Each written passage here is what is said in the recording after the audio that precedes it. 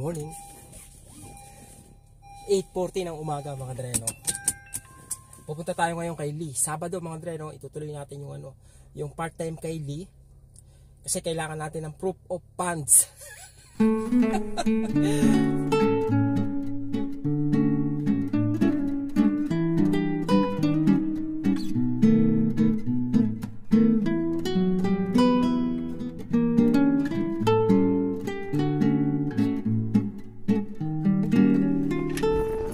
Mga dre, nandito kami sa Eco Center ng Budroy. May bayad yata yung basura, kikiluhin daw magtatapon kami ng mga dre, vinyl flooring. All the boxes and flooring, you know, the vinyl flooring. Vinyl. Huh? Yeah. Vinyl number 6. Okay. How much? Number 6. How much? No, free? Okay, thank you. Wow. Alam ko may bayad Alam ko nga Number 6. Dito tapon na ng basura mga dre, no? Ayan. May mga nagpunta lang dito, kukunin dito. Eco Center. Ito bro. Ito sa puting number 5, number 6 nakalagay kung anong tatapon mo, kung saan mo itatapon mga dre, no? So I know where na. Ito pa yung supa, tinapon. Oo nga, kaya sa akin yata yun. mahal pa naman yung supa na yan, no? Matao talaga, Aksayado, no? Aksayado sa pera. okay pa kayo sa amin eh. Bro? No.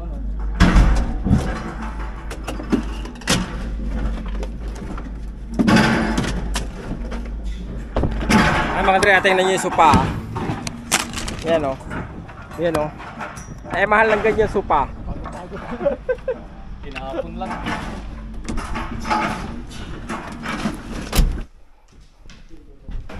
Ito na lang bilhin ko. Okay. Yung niya. Meron yatang niyan bro eh. Ay di, ito bro, ito. Ito yung nasa baba bro. Nagpako eh. Oo, dapat ganun siya elevated, Ganito, no? ganito rin. Oo, kasi elevated siya, di ba? Oo. Pag lock mo rito, Ganyan. ayan o, tinan mo. Sakto. So ito yung bilhin ko. Oo. Tama. Ayan yung transition mo. Kasi sabi ko, putulin ko na lang to para straight. Pangit din tingnan, kagaya doon. Oo. Pangit din. Kaya, Naisip ko nga, sabi ko baka puro to, pantay-pantay. Hindi naman. ko bilang kung isa. Ito, pagdating dito, mahaba. Kaya, May mas malaking subo. Oo nga, no? ito, pataasan ko na lang dito. Dugtungin ko. Parang lagyan ko ng molding dito, bro. Lagyan ko ng molding. Pagkatapos, lagyan ko ng so mababa dito talaga. Dali lang. Alam ko na yung trick na yan.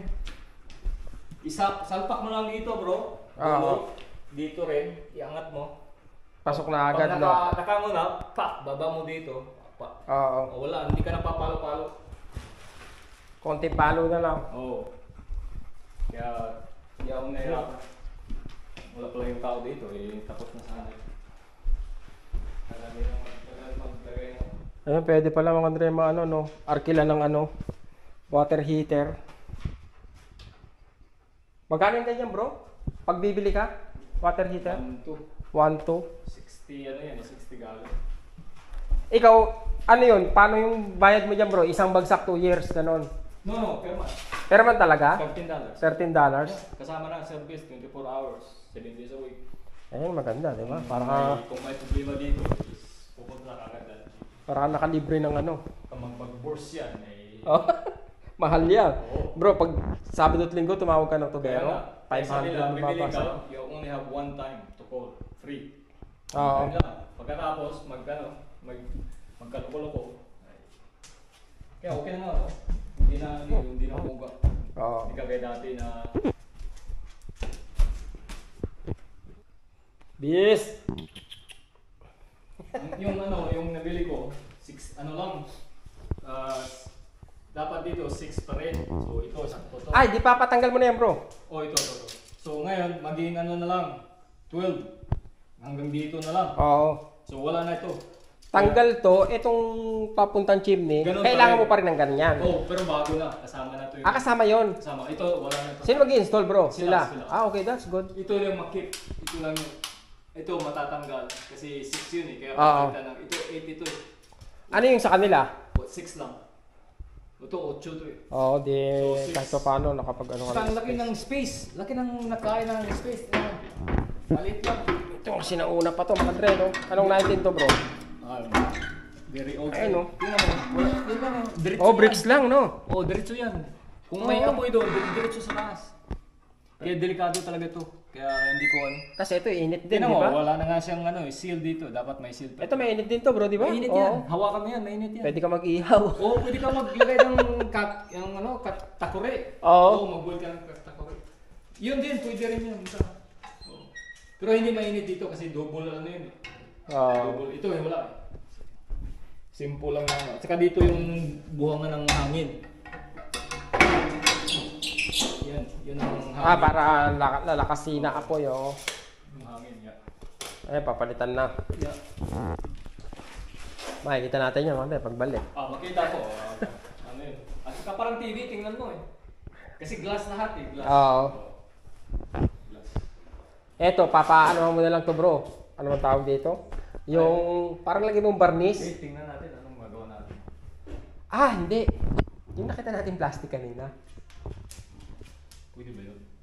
Tingnan mo, baka Hindi may naman iinit yan eh. baka may composite na ganun, di ba? Ano lang, i-glue. Hindi, may ano yun bro, may tingnan mo kung paano nila in-attach. Baka may mga kahoy na mga holder yun na ano, clippings o Clip lang.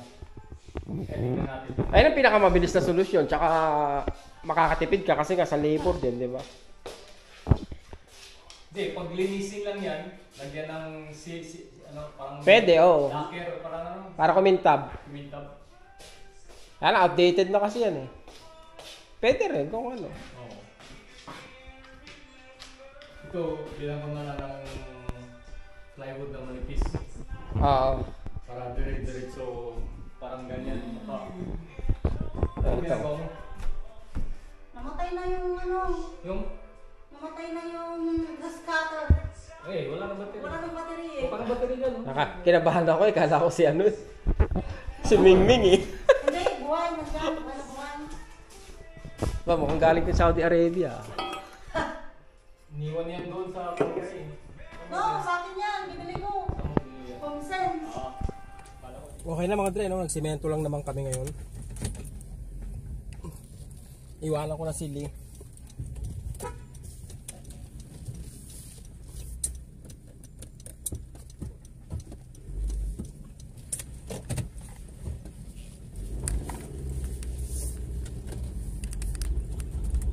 Bro, thank you! In 200 Ang oras, meters, turn left on Chemin Saint-Angelique. alas 3 pa lang mga dre, no? Dahil maaga pa, didiretso ko dun sa isang apartment mga dre na ano, na may ipapagawa sa akin. Yung saglit lang naman yun, may babalutan lang akong wire dun. Kaya puntahan ko na ngayon at magawa ko na yun mga dre, no? Turn left on Chemin Saint-Angelique. Malapit sa ano yun, malapit sa downtown.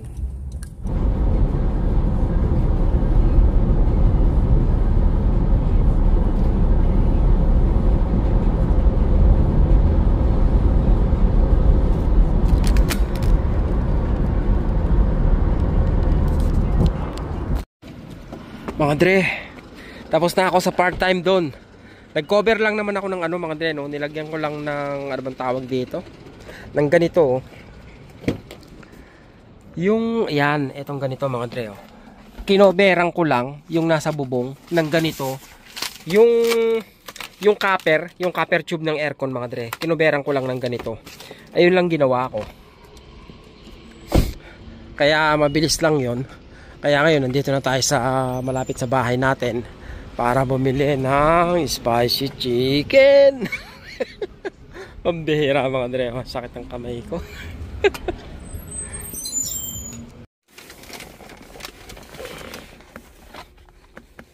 Yon mga dre, mura na yan, $12 mga dre, no? 2, 4, 6, 7. Tikman natin, galaway ako. Ciao. Pagkatapos ng isang mahabang araw mga dreno, ilang oras ng pagtatrabaho, eto tayo ngayon. Mag-i-enjoy, di ba?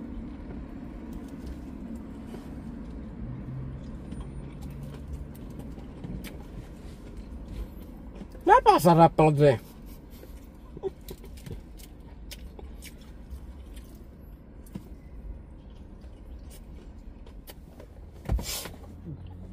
House. Anong oras na? 6:11. Madali lang kasi yung ginawa ko doon mga dreno. Kaya hindi ko na rin na video mga dreno. Tapos yun nga, nagkwentuhan pa kami nung yung may-ari ng apartment mga dreno. Yung anak ng may-ari ng apartment kasi siya yung caretaker ng bahay na yon. Akala ko kasi 4 na palapag yun mga dreno. Akala ko yung isang building na yon, isa lang yung may-ari. Yung pala ang sa kanila ron yung first floor, second floor, tsaka fourth floor. Tapos yung third floor, iba yung may-ari. Tapos kada isang unit daw, yung last year, nabili yata ng 460,000. Wala, loob lang ng bahay yung walang lote, mga dreno, 460,000. Tapos 4.5, dalawa yung kwarto. Hindi ko na na-videohan mga dreno kasi hindi ako nakahingi ng permiso. Nakakahiya naman. Pero ganun pa man mga dreno. Maraming salamat po sa inyong lahat. Gusto ko sana kayong isa-isahin mga dreno. Pero napakarami nyo po, no? Ang bihira naman yung bumungad sa aking comment mga dreno. Leo Bidad, wag muna magsaya, wala ka pa proof of funds, umutang ka muna. Pambihira, papautangan mo ba ako? Pambihira, oh. Ito pa isa, sumagot pa kay Leo Bidad, si 6 string. Congrats Dre, but yes, kailangan nga uli mangutang. Then what? After a few months or a year, uuwi lang uli nanay niya kasi mas happy sila sa Pinas, so nasayang ang gastos. Unless magstay for good sa Canada, what's the point? Kung mapera, edi okay lang, di ba? What's the point? Hindi mo na gets yung point talaga. Ganon ka kaluwag. Pambira, parang nasayang yung pera. Napakamukhang pera mo naman, 6 string, di ba? Sa sobrang mukha mong pera, parang kung nanay mo yung nasa ganitong sitwasyon, hindi mo gagawin yun para sa nanay mo. Diba? Pambihira ka. Kung bata ka pa, mukhang pera ka na, sana magbago yung isip mo, diba? Magbago yung ugali mo kasi ang pera ginagamit para gumanda yung relasyon mo sa ibang tao. Pero wag kang gagamit ng tao para lang magkapera. Diba? Dapat ganun mga dre. Turo yan ng nanay ko nung grade 1 pa lang ako.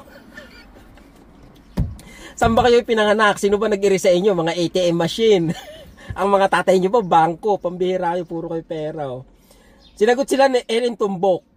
Sabi niya kay Leo Bidad, papautangin ko siya, kaya manahimik ka.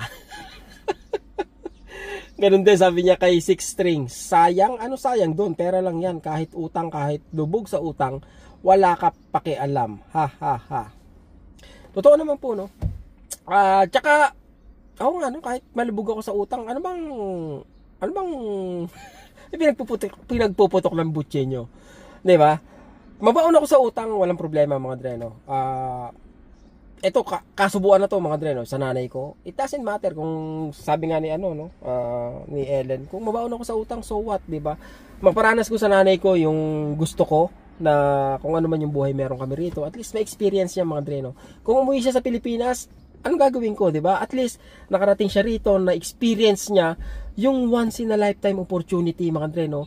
Alam mo ba yung 6 string, yung opportunity na baka hindi na bumalik at nakakatuwa na maranasan yung ng kapamilya mo, especially ng nanay mo kung ikaw yung gagastos.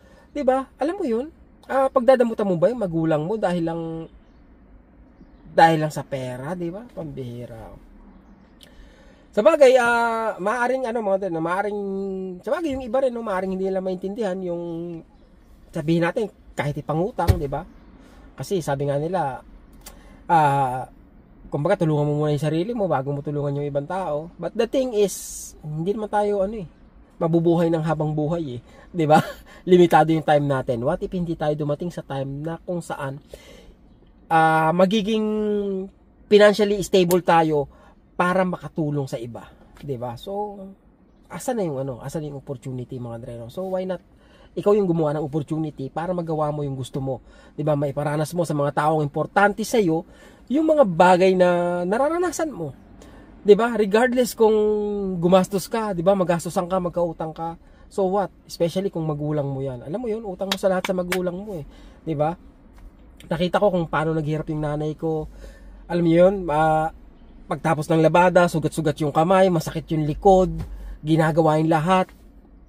Ano ko yun eh, kumbaga nakita ko yun, nakita ng dalawang mata ko yun, kaya tumanim sa isip ko na isang araw, sana maibalik ko lahat ng kabutihang loob ng nanay ko.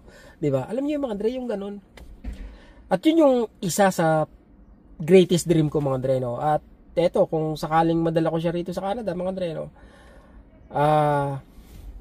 Thank you, 'di ba? Thank you Lord, kasi experience mga Dre, no? Experience of a lifetime, tsaka yung opportunity na makarating siya rito mga Dre, no?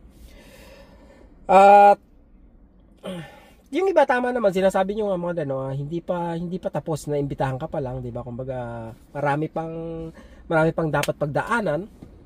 At totoo naman po, no? Kumbaga syempre may agam-agam din ako tungkol sa mga pag-aasikaso ng papel. At ako na po ang aayos ng papel. Total kaya ko naman mga Dre, no? Kasi nung nagpunta ako rito sa Canada, ako lang din po, no? Ako nag-ayos ng papel ko. Nag-DIY lang po kami dahil wala rin kaming pera mga Dre, no? Kaya nga magdi-DIY uli ako 6 string tsaka Leo para para makatipid ako ng malaking halaga. Yun mga Dre, no? Thank you sa inyong lahat mga Dre, no? Hindi ko na kayo maisa-isa kung sino man po yung mga bumati ng nagpaabot ng kanilang congratulations mga Dre, no? Maraming salamat po sa inyo. Alam niyo po na kayo po ang dahilan kaya nagpapatuloy tayo sa YouTube mga Dre, no? At alam niyo pong malaki yung naitutulong niyo sa akin mga Dre, no? Sa bagay yung mga basher ganun din po, no? Malaki rin yung naitutulong nila. Yun nga lang talagang lumalabas yung bastos na bibig nila mga Dre, no? Talagang mga Dre, no? Parang dito nila nilalabas yung tunay nilang ugali mga Dre, no? Nakatago sila sa alias, sa mga call sign, sa mga ID, di ba? So ginagawa nila, sinasabi nila lahat ng hindi maganda, kahit yung tao walang ginagawa sa kanila, di ba? Ganun kasama yung ugali nila mga Dre, di ba? O ganun sila may problema sa pag-iisip para gawin mo yun sa ibang tao, di ba? Walang ibang dahilan para magkaganyan kayo, di ba? Laban sa ibang tao na wala namang ginawa sa inyo, unless naiinggit kayo sa kanila, di ba? Walang ibang katwiran, walang ibang dahilan. Ngayon sasabihin nyo, ano yung kakainggit sa'yo? Exactly my point, ano yung kinakainggit nyo, di ba? Pambihira, oh. Walang kumbaga walang sapat, walang tamang dahilan, especially kung nanonood lang kayo sa buhay ng mga buhay, di ba? Hindi porket i-share sa inyo, ibig sabihin is pwede na kayong magsalita ng kung ano-ano na hindi maganda, 'di ba? Tsaka alam niyo 'yun, may limitasyon po sana yung mga bibig natin kasi ano ba? Hindi bahala kayo sa buhay niyo mga Dre, no? Pero mag-isip-isip po kayo, 'di ba? Kasi nakakadiri kayo. Nakakadiri ang inyong pagkatao. It's disgusting. Pambihira. Pero sa totoo lang mga Dre, no, dito sa internet, sa Facebook, sa YouTube, yung mga comment section, doon talaga lumalabas yung totoong ugali ng tao, 'di ba? Yung hindi mo alam kung anong pinaghuhugutan nila ng galit nila, 'di ba? Okay lang mainis ka. Napakayabang mo naman, 'di ba? Yung mga ganon. Pero yung kung ano-ano pang sasabihin mo, 'di ba? Anyway, peace tayo mga Dre, no? At least nalaman ko kahit na hindi maganda yung sinasabi nyo sa mga video ko is umaabot kayo hanggang sa dulo ng video mga Dre, no? Kasi nasa dulo na ng video yung good news na yun eh. At thank you po sa inyong lahat mga Dre, no? At nakarating kayo at natapos nyo yung video. At yun, nabalitaan nyo kung ano yung good news. Actually may isa pa akong good news mga Dre, no? Pambihira sa mga susunod na araw. Sa ngayon lang yung good news na yun mga Dre is natabunan ng sobrang malaking good news. Yun nga yung naimbitahan ako na pwede ko nang sponsoran yung nanay ko mga Dre, no? Pero yun nga, hindi pa garantiya yun na makakapunta rito yung nanay ko. Marami pang proseso. At yung proof of funds mga Dre, I don't know, sa Quebec hindi masyadong umiiral yan. Hindi kayo hingian dito ng bank records mo. Yun po yung nabasa ko mga Dre, no, sa federal government ng Canada. Kumbaga exception to the rule yung government ng Quebec mga Dre, no? But anyway, ano po, meron pa ring, paano ba? Meron pa ring sinusunod na guidelines kung magkano yung kinita sa isang taon. Actually po, sa pag-sponsor ko kay Airmat, ang titingnan nila sa akin is yung kinita ko for the past previous years, mga dreno, yung past 3 years ng pagtatrabaho ko. At sa palagay ko naman, base sa ano nila, mga dreno, base dun sa guidelines nila, pasok naman po yung sweldo ko, mga dreno, para sponsoran yung nanay ko at may makasama pa siya, mga dreno. At yun, marami pa pagdadaanan, mga dreno. At yun nga, meron akong 2 months para maipasa yung papel nila nanay, 'di ba? At mga dre, thank you Thank you sa inyo lahat. Thank you po sa sa mga pagbati nyo, sa mga concern nyo, 'di ba? Kumbaga, hindi niyo lang sinusuportahan yung channel ko, hindi lang kayo basta nanonood sa akin, mga dre, no? Kung hindi, sinusuportahan nyo rin yung magagandang pangyayari sa buhay ko, yung ups and downs, mga dre, no? Thank you sa inyo. Medyo busy lang ngayon, mga dre, no? Tsaka medyo madaming pagod. Hanggang ngayon nag-a-adjust pa yung katawan ko sa klase ng trabaho na meron ako, mga dre, no? Kasi nga sabi sa akin nung kasama ko na ito yung pinaka-busy panahon na naranasan ko dito sa school. 5 years na siya ron, mga dre, 5 years na siya sa school. So ito yung pinaka-busy panahon. To think na wala pa kami dun sa graduation. Kasi gaya nga sabi ko, mga dre, no, habang lumalapit sa graduation, marami silang mga events na kung saan isinasagawa, malalaking events. Kasi nga magbabakasyon na, mga dre, no, graduation, bakasyon, yung ganon. Kaya hanggang ngayon nag-adjust pa yung katawan ko. Kailangan ko pa ng Tylenol tuwing umaga. Alam niyo yung mga kamay ko, mga dre, kasi lagi kami nagbubuhat, no. Pag nagpahinga kami sa pagbuhat, kung pwede lang, yung mga daliri ko, hihiwalay na sa kamay ko. Pagod na yung daliri ko, mga dre, nung ngalay na eh. Parang gusto na nilang umayaw sa ko eh. Sa palad ko eh, pambira. Pero ganun pa man, enjoy lang, mga dre, no. Kumbaga, napakaswerte ko na nasa school ako nagtatrabaho, mga dre, no. Ang daming gustong makapagtrabaho dyan kasi nga maganda yung benepisyo, mga dre, no. Kaya, yun sobrang thankful ako na nandyan ako. Ano pa ba? Ang dami kong dapat ipagpasalamat sa buhay, mga dre, no. Ito yung kasi 2022, mga dre, no. Hindi maganda yung taon na yun para sa amin, mga dre, no. Namatay yung lola ko, namatay yung kapatid ko, nadisgrasya yung anak ko. That's the worst year of my life, mga dre, 2022. Tapos ngayon, sa totoo lang, mga dre, no, na-overwhelm ako, mga dre, no. Nag-uumapaw sa tuwa. Tama ba? Ano ba yung overwhelm, mga dre, no? Kumbaga, na-overwhelm ako, mga dre, no, sa mga pangyayari, magandang pangyayari sa buhay ko ngayon na napapag-isip ako, mga dre, no. Parang it's too good to be true, di ba? Anong kasunod? Yung ganun, mga dre. Alam niyo yun? Sabi nga nila, no, pag puro ka lungkot, diba darating yung araw na sasaya ka naman, diba? Pag puro naman maganda yung dumarating sa'yo, parang inaasahan natin na okay, ano kaya mangyayaring hindi maganda? Parang something's not right. Parang ganun, mga dre, no? But anyway, sabi nga nila, enjoy the moment, mga dre, no? Enjoy the moment. Yun, gaya na sabi ko, yung sa application ni Airmat, hindi pa naman sigurado yun, pero gagawin ko yung lahat ng magagawa ko, mga dre, no? Para may isa katuparan yun, diba? Nako po, na-excite ako, mga dre, no, pag naiisip ko na ipinagdadrive ko yung nanay ko dito sa Canada, mga dre, no, at pupunta kami sa lugar na kung saan pinapanood niya lang ako na pumunta, mga dre, no. Isa yun sa isa